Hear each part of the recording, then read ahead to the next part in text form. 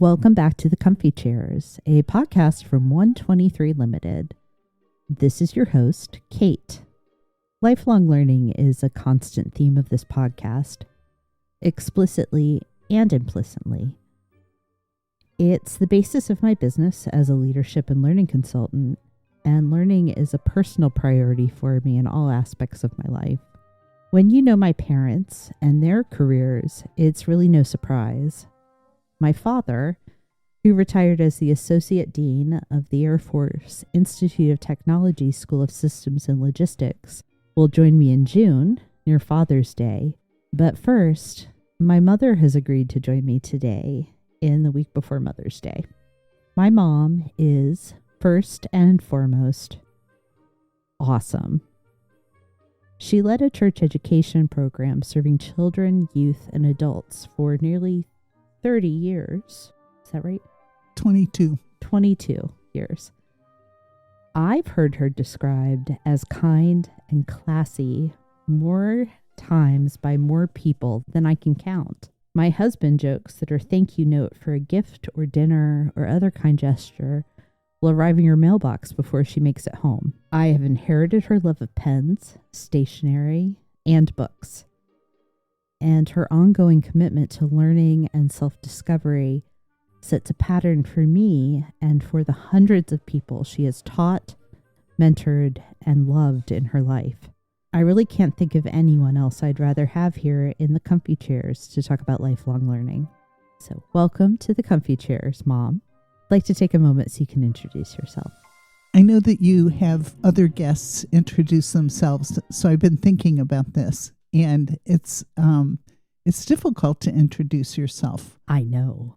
Relationally, I'm Charlie's wife. I'm your mom. Mm-hmm. I'm Kate's mother-in-law, and I hope he likes me. Nate's. You said Kate's. Kate?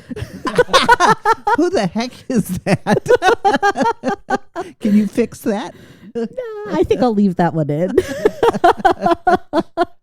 Nate's mother-in-law. Charles's grandmother. I'm a sister and an aunt, and just have relationships with lots of people. So relationally, that's who I am. Experience-wise, I was an Air Force wife for a long time and got to have experiences that I would never have expected to have. I lived in Japan and Germany and various places around the United States. I've gotten to travel places that I grew up in suburban Chicago. I never expected to do the things or see the things or experience the things that I've gotten to do. I've had a lot of different jobs. Yeah. Some of them I hated. Believe it or not, that's all of us. Right? Well, as an introvert, I don't know what I was thinking, but I decided it would be a great idea for me to sell Avon. I forgot about the Avon sale. Yeah, that was a disaster. It was not good. No, it was horrible. I had my own craft business, and I'm going to interrupt because I still love the name of the craft business you and Dad have. Basket Case Designs. There was a reason for that. I felt like it just encompassed our family in such a beautiful way. Yes, it did. So yeah, we did that. I was the gopher person for a real estate agent when we lived in Del Rio, Texas, which had a very interesting housing market. Yeah. I was a technical writer and editor for an environmental company. And then I was a Christian education director at church. And of all the work I did, that was the most rewarding and the best. It's what you got to do the longest. I feel like it's kind of what you were made to do. Yeah. We could go down the path of talking about the spiritual calling you had. And I think there's value in that. But for our purposes tonight, while we're recording, I want to kind of focus on instead of the spiritual calling, the wiring that you have for learning. Is, again, it is a model for me. I know it's been a model for many other people that you are in your 70s and learning continues to be a vital part of who you are. And when I think about my own continual growth in education, I think about what would mom do, in all honesty. So why? Like, why do we still want to learn? What's the attraction? What's the payoff? There are so many attractions to learning. Mm-hmm. It took me a long time to finish my bachelor's degree. Yeah. 13 years total to finish my undergraduate degree. And even after I graduated, I love to just look at the course catalogs and see what kind of courses were available and think, oh, that would be a really fun one to take. Or I'm not sure what I would learn there, but it might be interesting. So it's a desire I've always had. And there are so many things I would like to be involved in and so many things I would like to be able to learn. So you know that I have a huge to be read list, not just on my Kindle, but physical books. Oh yeah. And it's basically your living room is your to be read list. Yes, exactly. What is so interesting about that is I was trying to organize things a little better, and all the categories that I would have had to have put books into, just a lot of different things. So I love the idea of learning. I love the doing of learning, just the physical sitting down with my laptop or with a physical notebook and taking notes and getting ready for things. It's just, to me, it's fun. And I want to continue to be curious and to keep thinking about, okay, what could I work on next? This might be an odd question, and I want us to share our own answers for it. What does curiosity feel like to you? What do you experience in yourself in a moment of curiosity? That is an interesting question. When I think about this question, what I think about is sitting at my computer and I come across something that looks interesting. So I go ahead and look into it, and then something else will come up and I'll think, well, that looks interesting too. So I'll go there and I follow this path of things, and it's kind of, there's an excitement to it because you never know what you're going to run across, which sometimes is not a good thing because you run across things and you go, whoa, wait a minute, not there. No. Yeah, the internet is a wild and woolly place. It is. But it's, that's enjoyable. And I do the same thing when I'm reading a book. I'll come across something and think, I don't know enough about that. I want to see if I can learn what that's talking about. Or when I've been taking courses, I usually keep the right-hand margin of my notes for book suggestions, which I then go and look up and possibly buy. To go into the stack. Yes, well, to be read. We've talked about this. There's a difference between reading books and collecting books. Yes. Those are two different pursuits.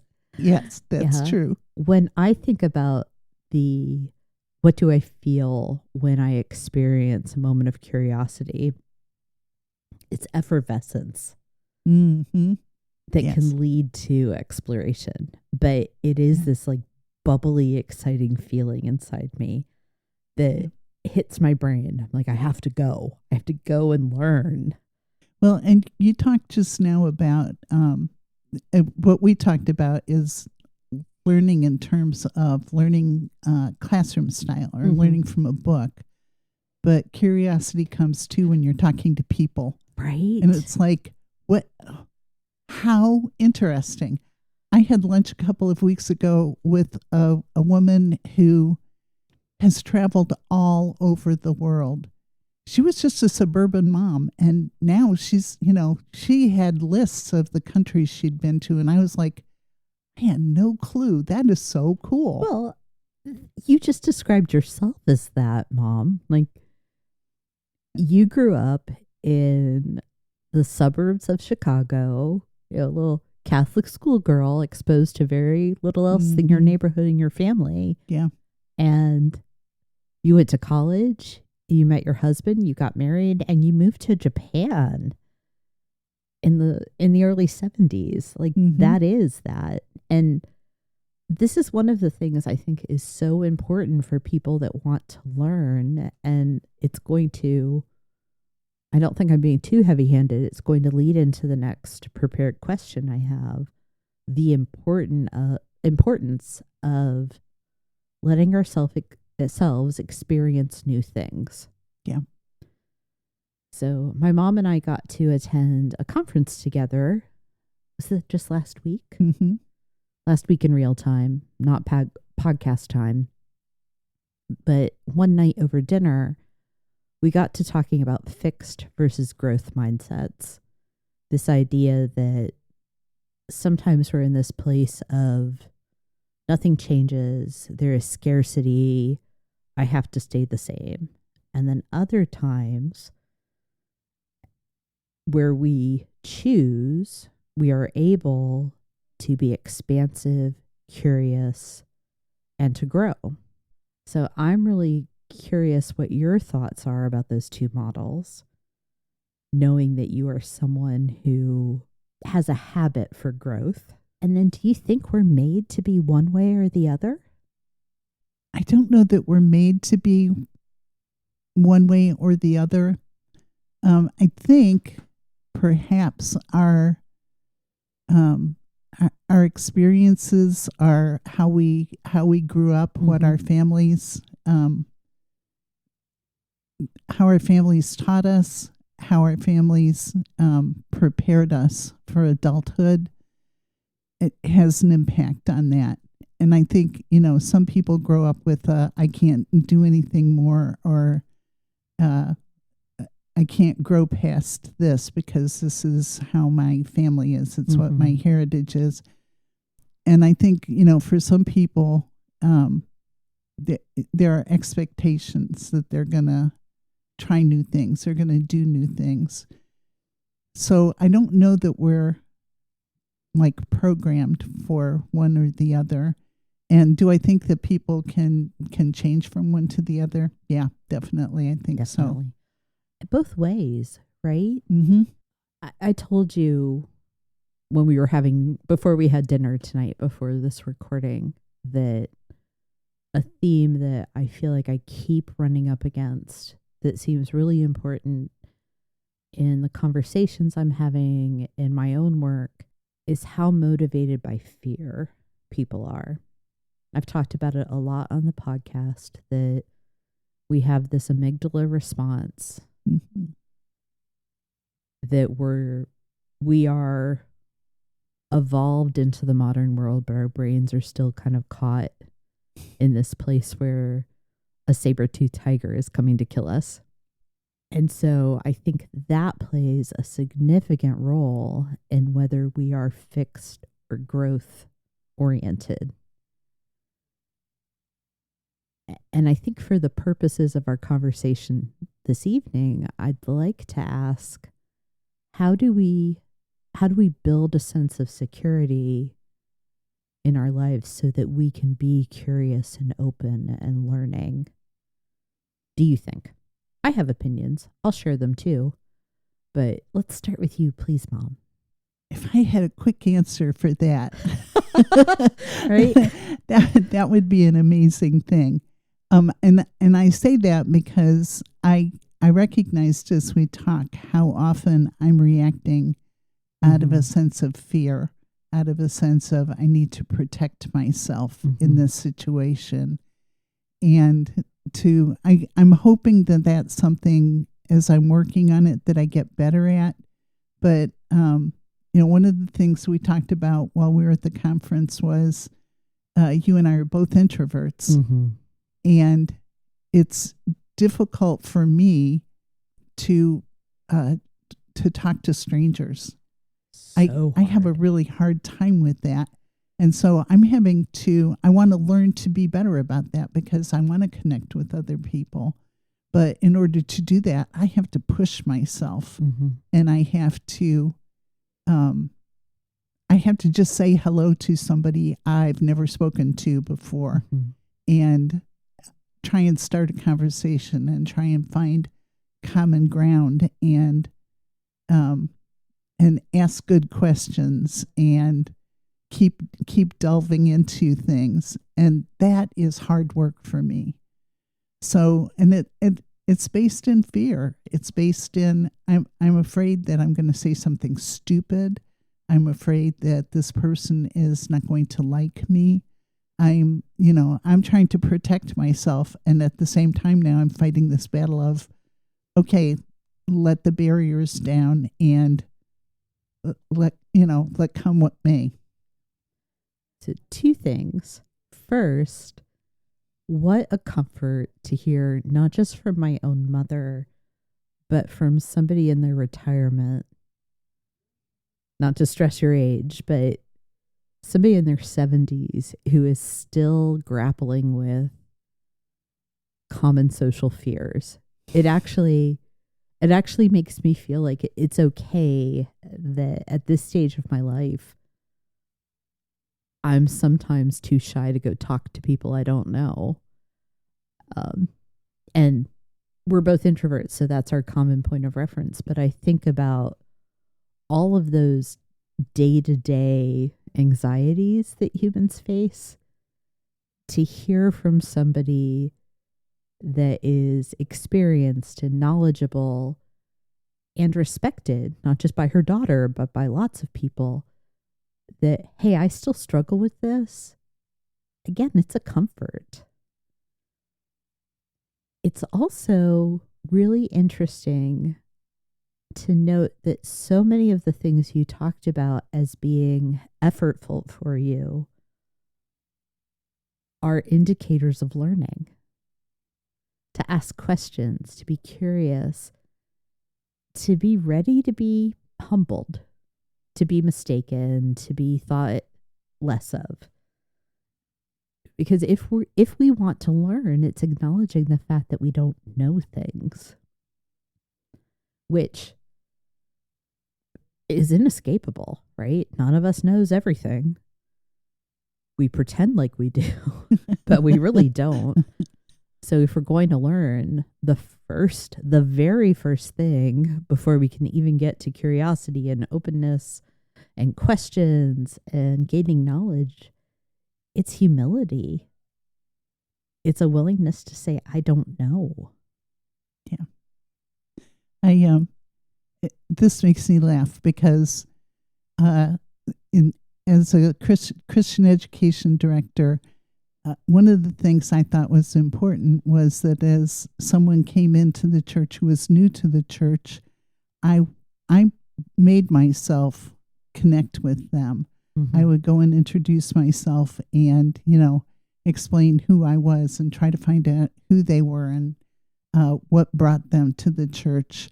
And I can remember one time really putting my foot into it because I went up and introduced myself to an older woman. And I basically said to her, I don't believe I've met you before. What brought you to this church? And her response was, I'm a founding member of this church. And I love that story. That was just such a humbling moment. I just kind of slunk away from her.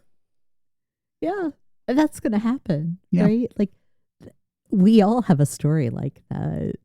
So you and I talk a lot about goals, which I appreciate. We are both wired for planners. Like I said, pens and stationery. We love to have a new notebook. I love sharing that with you, by the way. We have spent a lot of time individually and together, especially in the last year or so, sharing our goals and creating accountability with each other. Thank you for that. But also, I want to talk about what is the role of goals and goal setting when it comes to being a learner. I think those things are tightly wired together. In order to be able to continue learning, I think you have to be able to set goals, and they can be most any kind of goals. But to think about, well, one of the goals I've set for this year is I'm trying to read a book a week, and some weeks it's pretty easy, and some weeks it's not. Why am I just hearing about this? We've been meeting every month, and I didn't know that was one of your goals, Mother. That's because I showed you the short list of goals, not the long list of goals. Oh, you sneak. I have all kinds of goals you don't know about. Mother. But I think when you're thinking about learning, some learning is just spontaneous. It's, you have a conversation with somebody and you hear about something you've never heard before. But I think, that's an important kind of learning. But I think the other piece of it is to just expect that that's the only kind of learning you're going to do is shorting yourself. That you don't, if you plan for what you're trying to learn, I think you're going to get farther along. And so setting a goal to do that, however it happens, is, I think that's important. I think they're just tightly linked together. That makes me curious. What specific topics or skills or areas of knowledge are you focused on learning right now? A constant one for me is studying the Bible. That's partly out of my desire to learn more and to understand God better as much as I can. But it's also driven by the fact that I lead a small group Bible study and I teach Sunday school with your dad. So every week there's a goal of I need to be as prepared as I can be. One of the small groups that I lead, yesterday a question came up and it was like, do I know enough about this to be able to answer this question? I don't know if I do or not. I'll do the best I can. I don't know how to describe what I'm feeling right now because, and this isn't necessarily specific to biblical learning, but you are possibly the person in my life that I know knows that particular text more intimately than anyone else I know. And to hear you say, do I know enough? It's comforting, like I mentioned before, that you can be an acknowledged expert and still want and feel the need for more.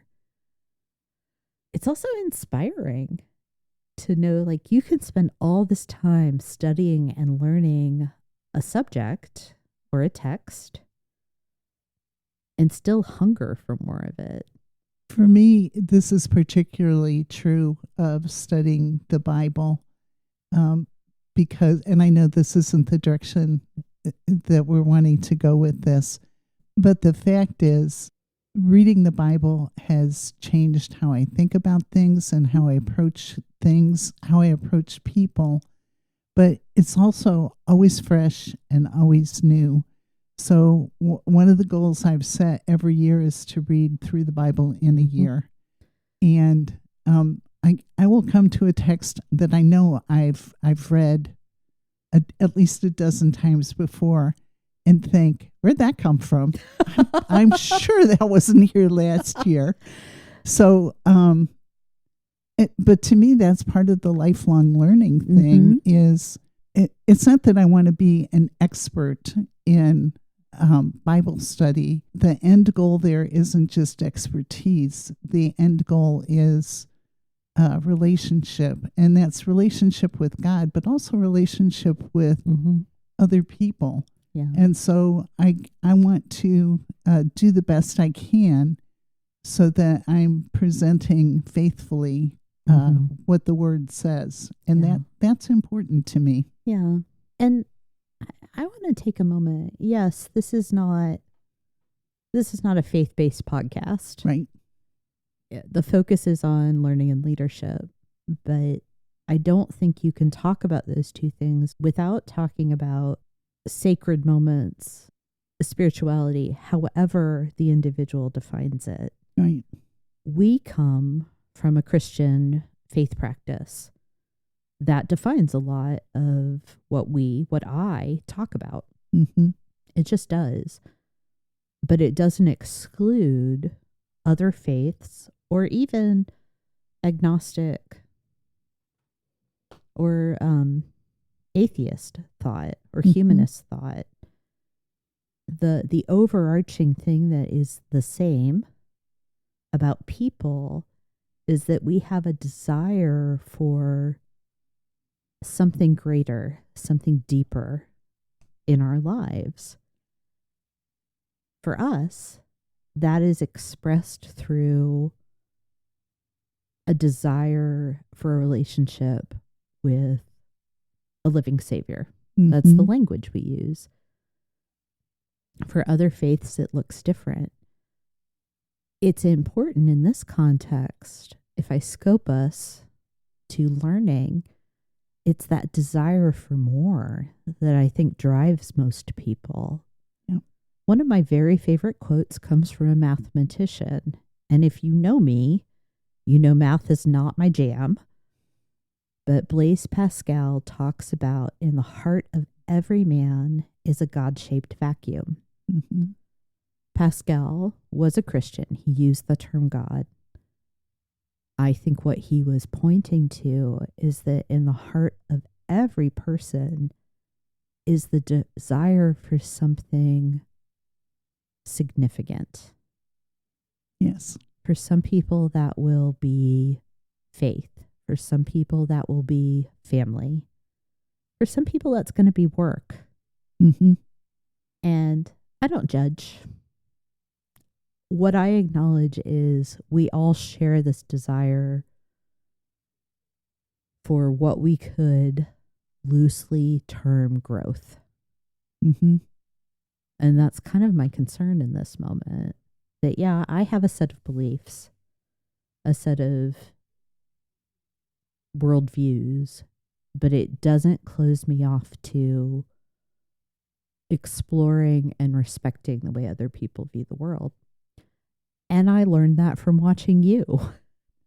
As I was continuing to think about your original question to this, one of the areas that I would like to keep learning about is storytelling. Yeah. Which, the Bible is a lot about stories, but I love good stories and I love good writing. Yeah. And I love to listen to somebody who is a good storyteller. For me, that began with my great-grandfather, who was he had all kinds of occupations. He was a farmer, he was a glass blower, he was an itinerant preacher, apparently. But he would sit down and he would just tell stories, and you could listen just for hours because he told stories so well. Yeah. And he took you right into the story and you were there with him in the story. And that to me is a fascinating thing. So I love hearing someone who's good at telling stories. I love reading good stories.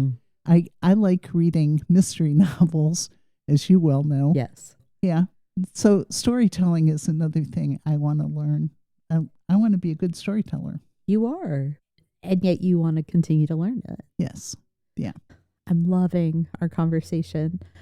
And I'm going to change tacks a little bit because I'm here to talk about not just learning, but also leadership. One of the things that is important to focus on in leadership are the skills, competencies, the behaviors, the actions that grow out of what you know and what you do. I have talked in this podcast, in my newsletter, anytime somebody will stop and listen to me, about the competencies that I think are important for not just learning, but especially lifelong learning. Empathy, curiosity, which has naturally come up in our conversation, but also courage and endurance. Mom, I'd like to know what your thoughts are about these and what skills or traits do you think make lifelong learning possible? I would agree with all of the traits that you've listed for leaders. I think all of those are an important piece. One of the things being in church leadership, I have attended a lot of meetings. You have? And I've attended really good meetings and I've attended really bad meetings. Mm-hmm. And I think one of the things that makes for a good meeting is when people are listening to each other and not just not just listening in order to be able to respond, but listening because they're trying hard to understand what the other person is saying, where they're coming from, how they're feeling. And it's so easy in the heat of the moment to like grab onto, here's my stand. I'm gonna die on this hill.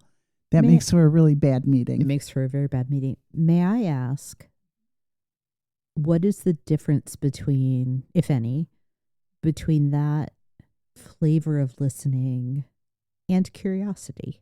I don't know that there is a lot of difference between the two.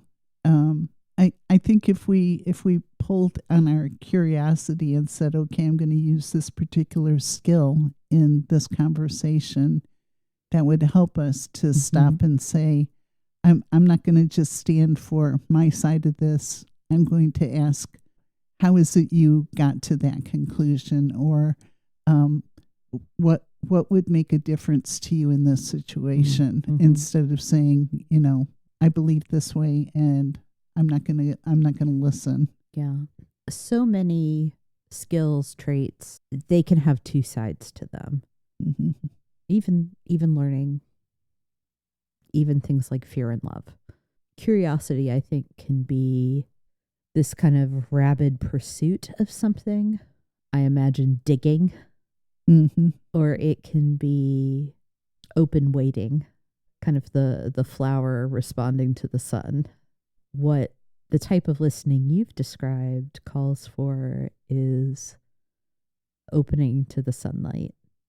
Yes. Where I am ready to hear what you have to say. I am not bringing my own agenda or priorities, as opposed to I'm going to dig after.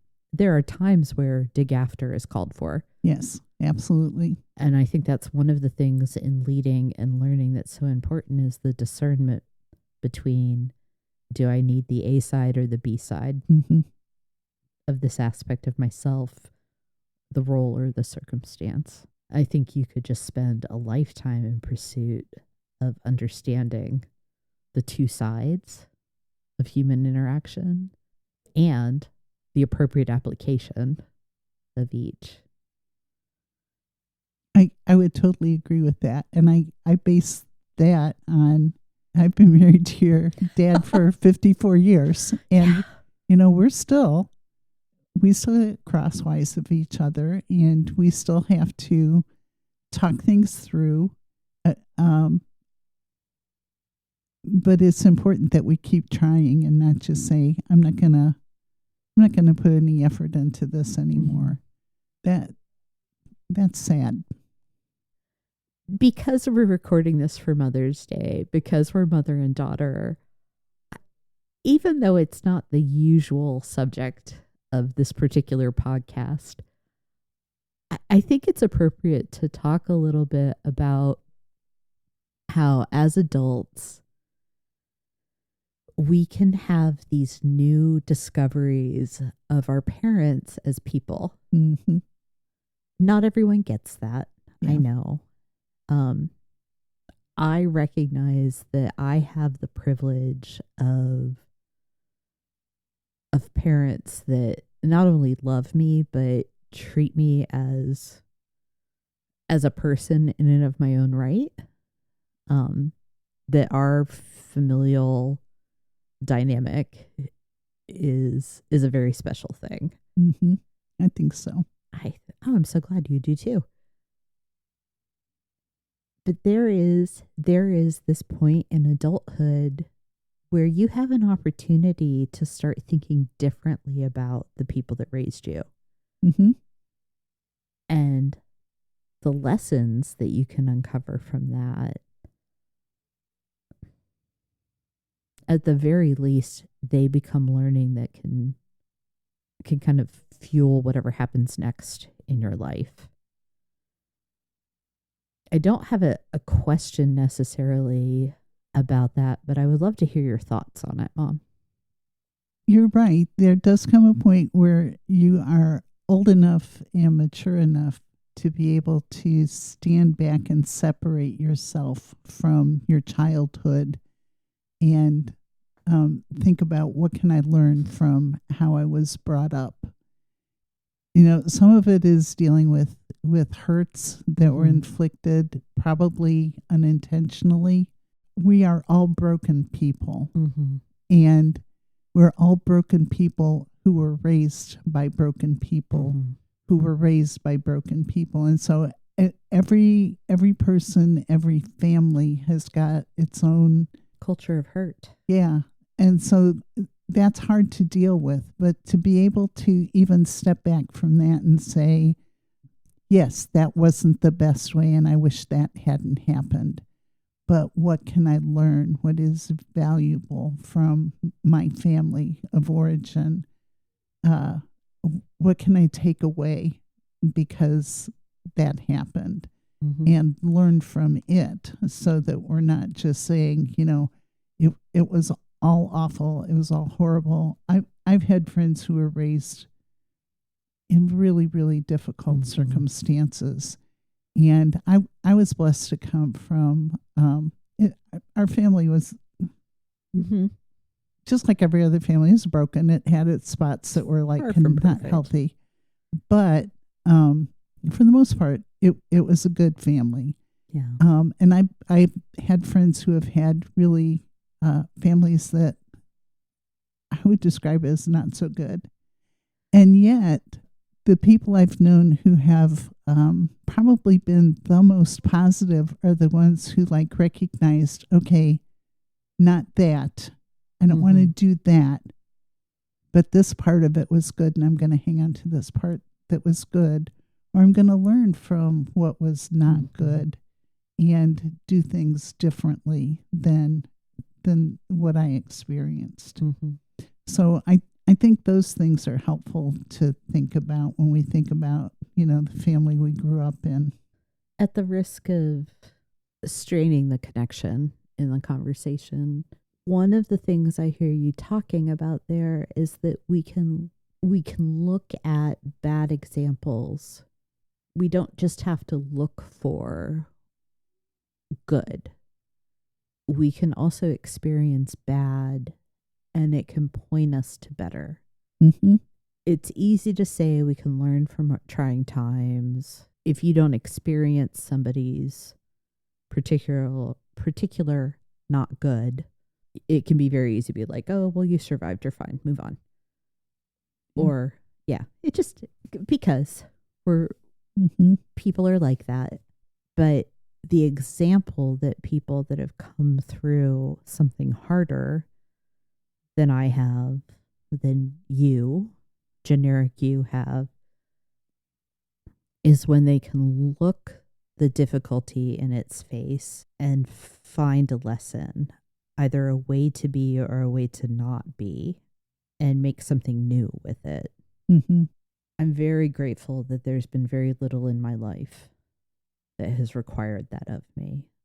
So I talk about that topic very carefully because I'm a very fortunate person.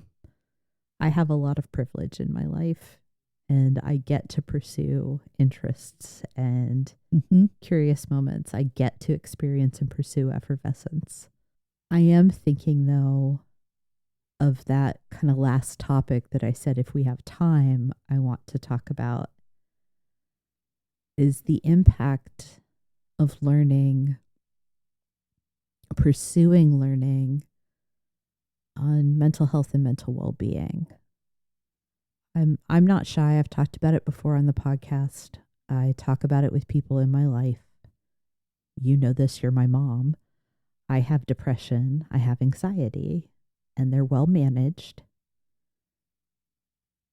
And I know that seeking new ideas, keeping myself disciplined to curiosity helps me.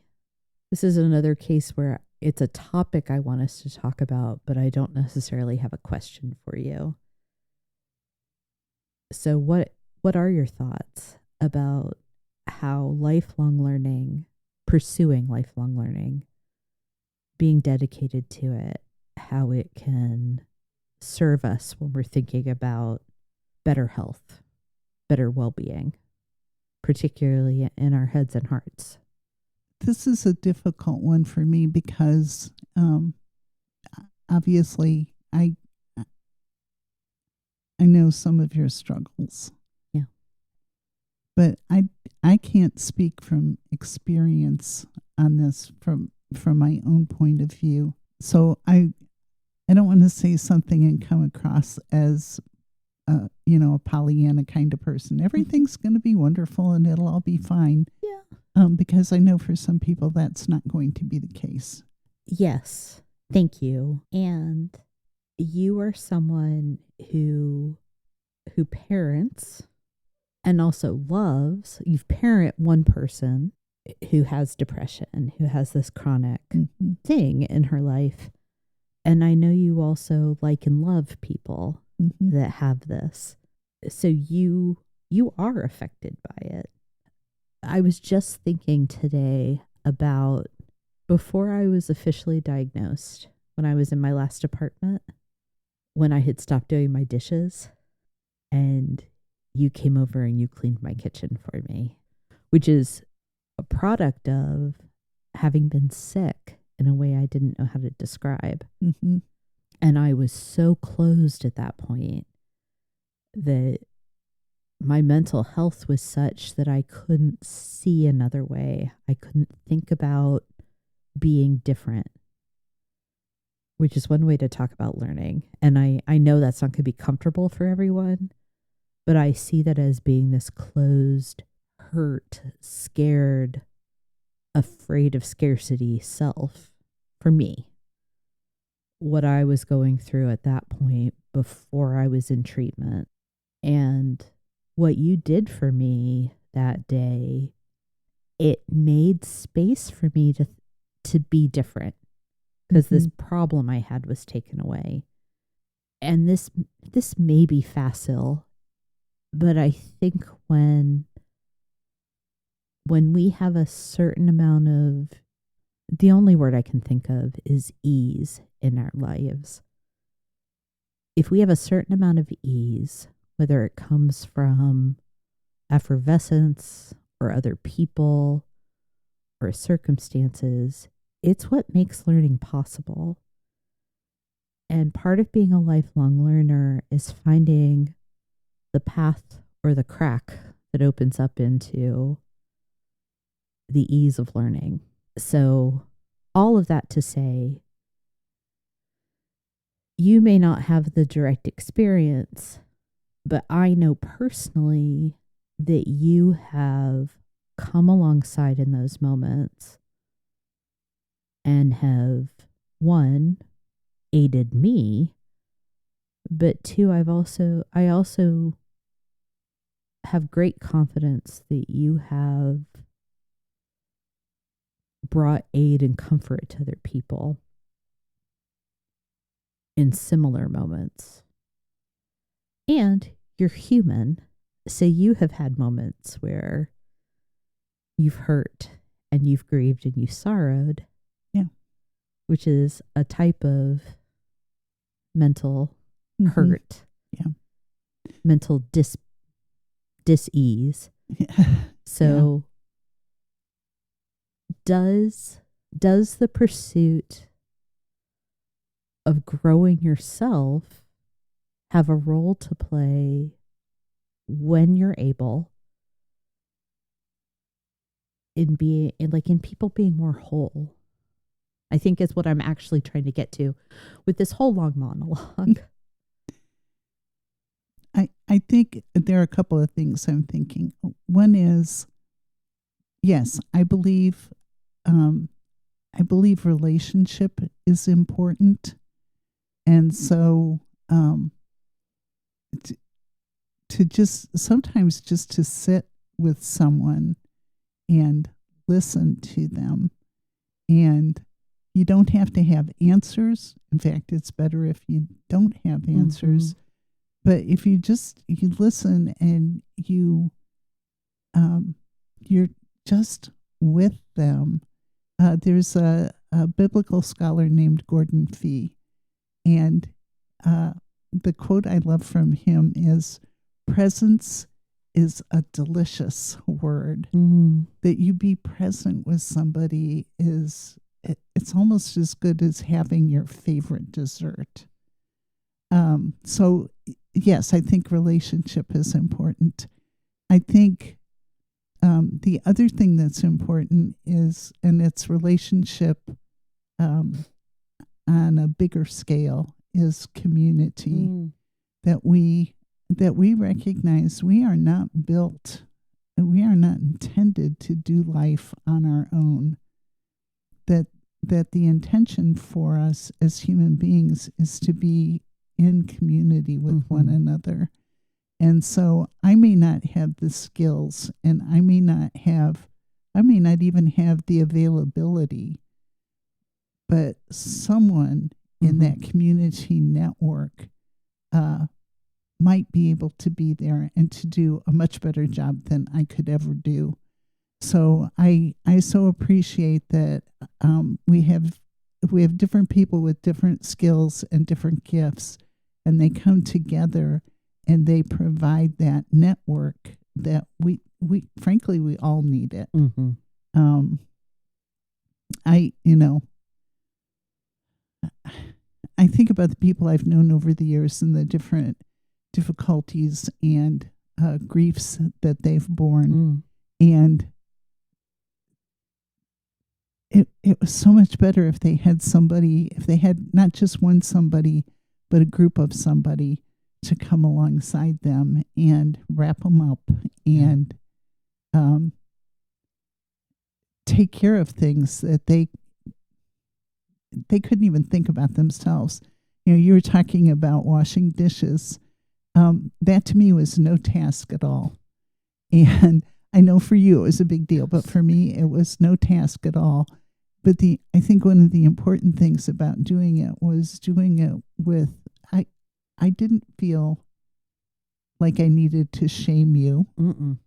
I didn't, and I hope I didn't communicate any of that, because I wasn't feeling it. Not at all. But to be able to just to provide for a real need that somebody has in that moment that they can hang on to, and that they can perhaps look back on and say, in that hard time, there was somebody who cared for me, and who cared for me in a way I couldn't care for myself. Oh, that's definitely how I look at that moment. And it's easy sometimes to say, well, it was my mom. My mom just took care of me. But also, it was inconvenient for you. Yes, I'm not saying you did it gladly, but you did it with love. And I never felt a moment of shame. I mean, embarrassment, yes, but that came from me, not from you. Good. And it was an answer to a need I have that I was not capable of fulfilling for myself. Yeah. Which, in retrospect, in hindsight, it makes sense why. In the moment, it did feel like incompetence. But no, that's not what depression looks like. Yeah. Depression tells you maybe that you don't have energy, that you're not able, that you're wrong and bad. But what was really happening is my head couldn't do the thing. But to get us, I want to stay a little bit on track at this point, is I feel there's this very interesting thing that we've stumbled onto, that learning and community and service can be, maybe ought to be, maybe absolutely are connected with each other. Absolutely. Yeah. Yeah. Frankly, I learn best. Now, I like to study best by myself. Yeah. Because I'm an introvert, but I learn best in community, where everybody is putting in what they think, and considering and refining and moving closer and closer to one another and to a better way of thinking. So, yeah, I think you're absolutely right. Those things are all very closely connected. Yeah. It's funny to me as a learning and development professional that what we've essentially covered is this sort of quote unquote tried and true formula for learning effectiveness. In the L&D profession, we talk about 70-20-10, and the numbers will shift up and down depending on whose study is released, but it's essentially that the vast majority of our learning, of our growth, happens when we encounter challenge. And we're able to, I'll stick this in there, this is my interpretation of it, we're able to find that place where we can have the ease of learning. But challenging assignments on the job, if the majority of energy is put to a challenge, people learn.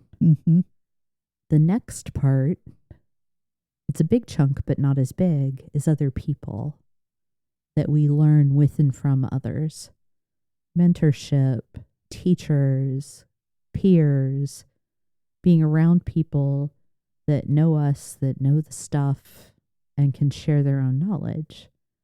And then it's still important, but the smallest chunk of effective learning happens in those more formal settings.